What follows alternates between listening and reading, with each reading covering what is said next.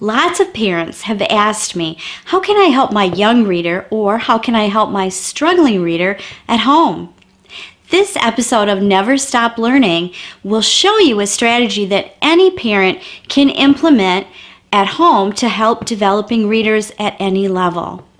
And the bonus is, if you're a teacher, you can easily implement this strategy in your classroom as well. In fact, I've developed a companion video to this episode for teachers on how to help parents implement this strategy with their own children at home. Take a look at this video and take a look at the companion video as well. Stick around, it's going to be fun.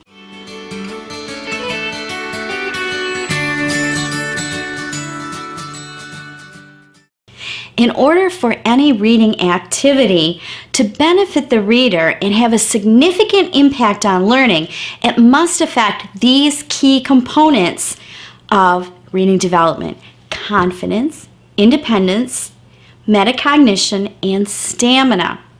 Now, these are not just some ideas that I dreamed up. They represent years of work and research by one of my most influential mentors, Dr. Freedman. The strategy that I'm sharing, parents, with you today is a strategy, an activity. I use those two words pretty much interchangeably, but this is an activity that will help develop your students' confidence, independence, metacognition, and stamina, and it's especially effective if it's put into place and used consistently over time. I use this particular activity in my classroom, mostly with students for whom English was not their first language. Today, I'm demonstrating it with my granddaughter Alice, who is a first grader. Now, she's not really a struggling reader, but she is a developing reader. Okay, I'm here with my granddaughter Alice, and we are going to do this activity together today. So what we've got is a bunch of pictures from magazines cut out. Which one looks good to you today? The cat one. The cat one. Why'd you pick the cat one? Because it looks adorable. Oh. What do you think the cat's name is? Leopard. Really? Why? Because it has leopard. Leopard spots. Okay. What do you know about cats? What do you know about taking care of cats? That you have to give them water and food. Okay. What else? What else do they need to be happy? Not just to live, but to be happy.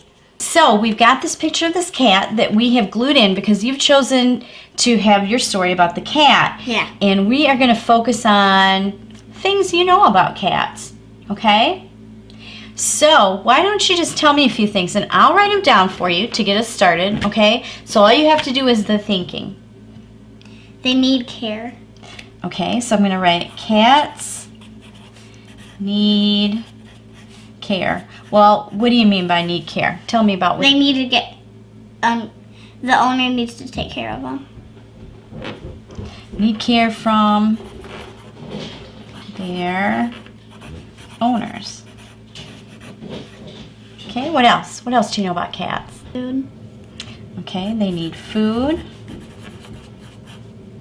What else? Water. And what else? A litter box. And a litter box.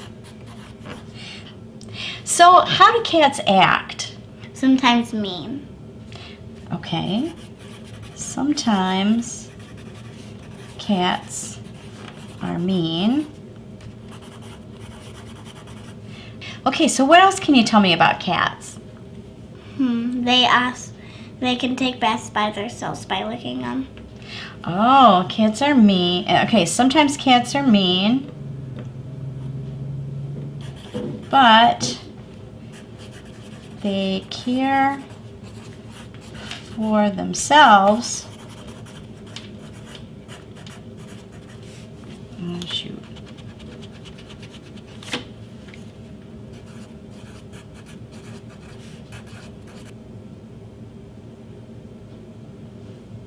To keep clean. So they really don't need a person to give them a bath because they're independent, right? Right. Cats are independent Can you say that word, independent? Independent. Do you know what it means? No. It means they don't really need anybody else. They can take care of themselves. Right? Does that make Right. sense? Okay, good. Now, how about you read this for me? You told me all those words, so you should be able to say them all except independent. I helped you with that. Cats need care from their owners. Keep going. Good. They had food. They need food, water, and a litter box. Sometimes cats are mean, but they care for themselves by licking themselves to keep clean. Keep going. Cats are independent. Very good. So if we were going to add something else to this, what do you think we should say? They also snuggle with you a lot. Okay, so why don't you write that sentence? You can start right there. All right. So let me read what you put. Let me see how this sounds with it. Cats need care from their owners. They need food, water, and a litter box. Sometimes cats are mean, but they care for themselves by licking themselves to keep clean. Cats are independent. Cats like to snuggle. Good. Well, thank you. How about you read it once? Cats need care from their owners. They need food, water, and a litter box. Sometimes cats are mean, but they care for themselves by licking them to keep clean. Cats are independent. Cats like to snuggle. Does your cat like to snuggle? Great. Sometimes. Okay. How about reading the cat story one more time? Cats need care from their owners. They need food, water, and a litter box. Sometimes cats are mean, but they care for themselves. But licking themselves to keep clean. Cats are independent. Cats like to snuggle. Now, we are going to do another one. We're going to pretend like it's the next day. Choose another picture. First, it's gonna be the doggy. I love Okay. dogs. Okay, so why don't you read me the story you wrote about Max? This has been a good day for Max.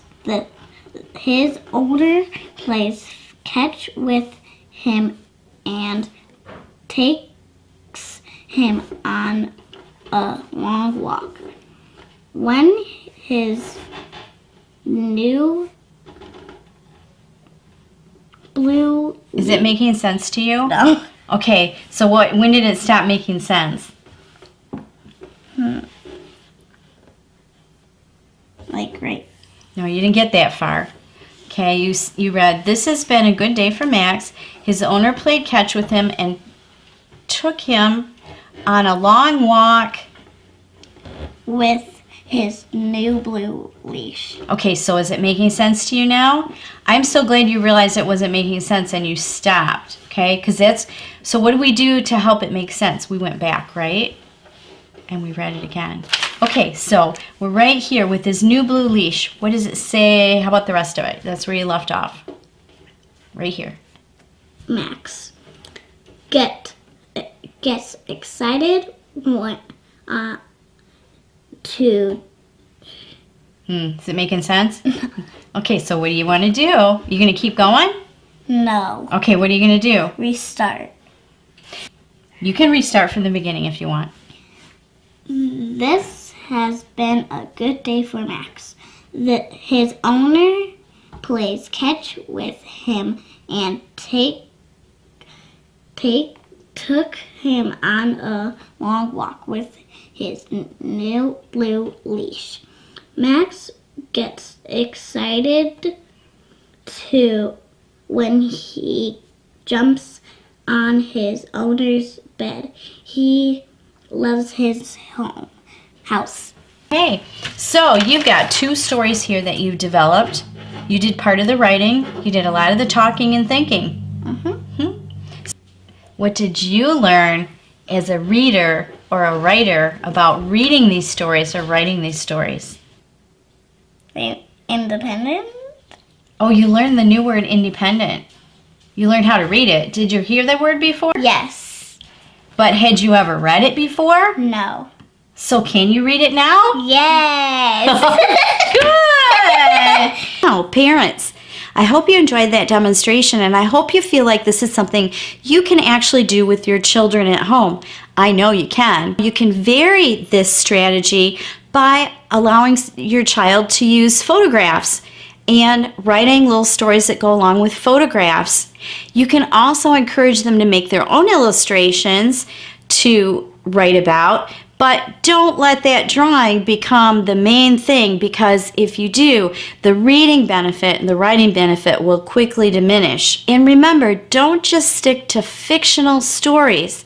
I don't know if you realize this, but by the time your students are in high school, more than 80% of what they'll be reading will be nonfiction text, and they'll be expected to learn from that text. And think, as adults, unless you're really into reading fiction, probably 90 to 100% of what you read is nonfiction. So it's really important to start students out really early dealing with reading and writing nonfiction texts. I hope you found this episode of Never Stop Learning to be something really valuable that you can really do with your students. Please consider sharing this with other parents who could benefit from having a strategy they could use at home to support their children's reading. If you haven't already, please subscribe, because I'm going to be developing a lot more of these videos for parents and for students, as well as companion videos for teachers, so that they can help their students and their students' parents benefit from these ideas as well. Give me a thumbs up if you like the video, and I would love to see your comments about other ideas for what you do at home to help your students never stop learning.